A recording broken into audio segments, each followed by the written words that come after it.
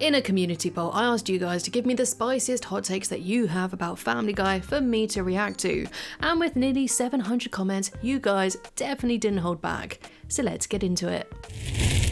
The Simpsons Guy was a fantastic episode. Seeing Peter and Homer chicken fight was a dream come true. And oh boy, this crossover episode is very hit or miss with fans. And for me personally, I hate it. I think they wasted such an interesting premise and didn't have a strong enough story to fill its runtime, which is absolutely crazy because they are the biggest cartoon shows on television and the longest running, so you'd think there'd be tons of material to work with. Like, I guess the idea of Pawtucket Ale being a rip-off of Duff was an interesting commentary and quite funny, and I guess Homer and Peter doing their own car wash did get a good laugh out of me, but it seemed like they ran out of ideas halfway through the episode and simply resorted to a chicken-style fight that goes on forever. And then you had the pointless subplot of Brian and Chris trying to find Santa's little helper, and that time could have really been given to Marge and Lois, who were severely underutilized. Overall, they just didn't take full advantage of this crossover, so it was wasted potential and definitely not very funny. But what do you guys think? You Can't Handle the Booth is one of my all-time favourite episodes. Now, this certainly is an unpopular opinion. If you didn't know, this episode is ranked at the very bottom of IMDb's reviews. And considering how many bad episodes there are of Family Guy, that's really saying a lot. I actually did a review on this episode a while back, and you know what? It's not that bad.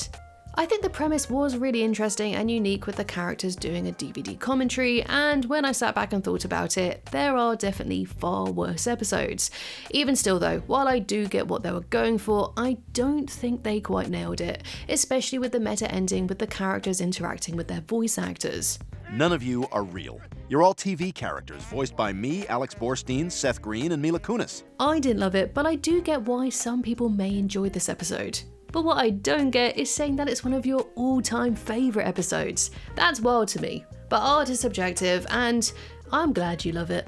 By the way, if you did miss the community post, then drop your hot takes down below in the comments here, and if this video does well, then I'll react to those too. Next up, YouTuber Toonrific Tariq commented this. This show never got bad, it just got different. One of the coolest things about Family Guy to me is that depending on what season you put on, it's almost like you're watching a different show every few years, in terms of story structure, humour, animation, etc., with these familiar characters. Every era of the show has its own collection of series best episodes. Brian Wallows and Peter Swallows and Customer of the Week are both top 10 episodes to me. And I agree with you, Tariq, because I've said the same thing about Modern Simpsons. It's not bad, it's just different. And that's not saying that the new episodes are better than the classics, but both Simpsons and Family Guy are still capable of putting out really great episodes. Like for instance, Customer of the Week, which is a really good example. But saying that, I do feel like Modern Family Guy in particular is very inconsistent. Like we had the first episode from season 23, which was so much fun, shortly followed by its third episode, Drunk with Power, which was just plain awful. Even still though, while I do have some gripes with Modern Family Guy, I certainly don't think it's bad or that the show should end. And for those asking, I am definitely planning to release a full review when this season ends. By the way, Tariq is an awesome creator and may just be an even bigger Family Guy fan than me. Go and check out his channel for some truly great videos and deep dives. The Conway Twitty cutaways are hilarious. So you may be thinking, hey, the Conway Twitty jokes are one of the most iconic Family Guy jokes ever. How is that a hot take? Well, it is for me because I hate this stupid joke. Anyone who has been watching my channel for a long time knows that I hate the overly long gags, hence why The Simpsons Guy failed so much for me. And I know that's Family Guy's bread and butter, but I feel they only do these painfully long cutaways to extend the runtime. It always comes across as very lazy to me. And sure, sometimes it can be funny, like in the Star Wars special. Ladies and gentlemen, Mr. Darth Twitty. But it's overdone, and I'm glad they don't do this one anymore at least. Meg isn't ugly. I actually thought her character design was adorable the first time I saw it. And yeah, I agree, she literally looks like Lois just with brown hair and glasses, and despite this, one of the longest running gags is everyone roasting her for her looks. Meg ugly! But I think that's part of the joke, because Meg's design isn't unflattering, it's just ordinary. She looks like a normal girl, and that is the whole point. Because if they made her look genuinely gross and repulsive, the humour wouldn't really land in the same way. It works because she looks so average, but everyone treats her as though she's hideous. And in contrast, that's what makes it funny. Still though, I am very glad that they've moved away from this very tired joke. Lois is the main reason that the family bullies Meg. Whenever Meg has an episode shared with Peter, Chris, or Stewie and Brian, they usually get along. Lois, on the other hand, not so much. This one had the most votes out of any comment in the community poll, so I'm sure that probably disqualifies it from being a hot take, but I'll reply to it anyway because it's such an interesting idea and I'd like to dive into it a bit more. Because yes, you're right, there have been many episodes where Meg was very friendly with her dad when Lois isn't around.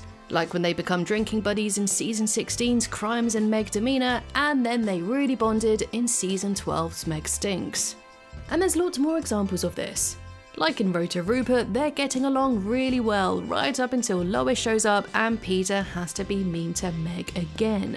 This also extends to her relationship with Chris and Stewie, and so it seems that Lois has always been the most spiteful towards Meg. So yes, I do believe that Lois is the reason why Meg is so bullied. But saying all this though, the writers have made an effort to change this in recent seasons, so let's see if this carries on. Brian should have stayed dead. He's proved that resurrecting fan favourite characters that have been killed off isn't always a good idea. I don't know if he should have stayed dead necessarily, but I do think that they should have at least given his character a bit more rest before bringing him back. I mean, he was only gone for 2 episodes, and I do agree that his character did get worse after his return. But saying that, I did like douchebag Brian, I find him funny, but was he better written and more well-rounded in the earlier seasons? Absolutely. But Brian still makes me laugh with his pretentiousness, so I'm glad he didn't stay dead. Plus, I wasn't a big fan of Vinny. Peter was completely right about The Godfather insisting upon itself. It insists upon itself, Lois. What? It insists upon itself. What does that even mean? Hard disagree. The Godfather is a masterpiece and is one of my top 3 favourite movies ever. It's an undeniable classic. But comment down below if you agree with me or feel like The Godfather does in fact insist upon itself.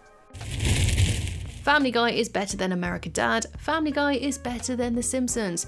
Now, this is a very spicy take. Because look, you all know I like Family Guy because I've made countless videos about the show, but I do not personally believe that it's better than The Simpsons or American Dad. Like I mentioned earlier, Family Guy can be really inconsistent with its quality, whereas American Dad has got better and better. Its characters are more developed and likeable, the storylines are more interesting, and overall, it's a lot more consistent. And as for The Simpsons, it's just far superior in every aspect. Everything about it holds up. It can have you laughing 1 minute and crying the next minute. Hell, even modern Simpsons is putting out unexpected and fun episodes, like Bart's birthday.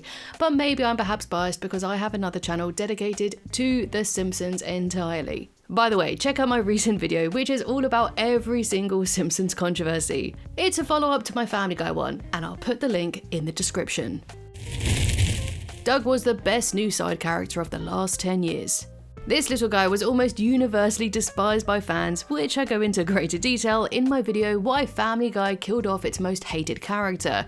But basically, many disliked how pompous and arrogant he was. They thought he was overused and just so annoying. Jeez, why are you always such a dick? Takes one to know one. Where did you learn that? That's great! But I guess that was the point because he was supposed to be Stewie's rival. But Doug just didn't work. And it seemed that the writers eventually realised this and decided to kill him off. Oh, and Doug died in a commuter plane crash this morning.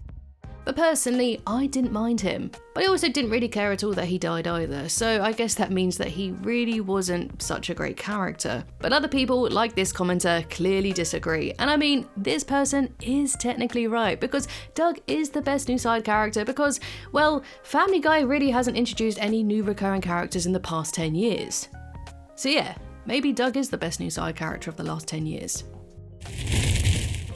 So now we have 2 opposing takes. The first one is, I love Stewie not being evil and just a smart baby. And then we have, it was the biggest downgrade in history, changing Stewie from an evil scientist who has a hard time reaching things to a homosexual who builds structures and time travels. I know the fandom is very split, with many preferring Stewie in the earlier seasons when he was more of an evil mastermind hell-bent on killing his own mother and ruling the world, but I never really found this funny. I've always preferred Stewie when he was a more flamboyant and well-rounded character, playing more with the fact that he is just this rather sophisticated mind, but with the experiences and naivety of a baby.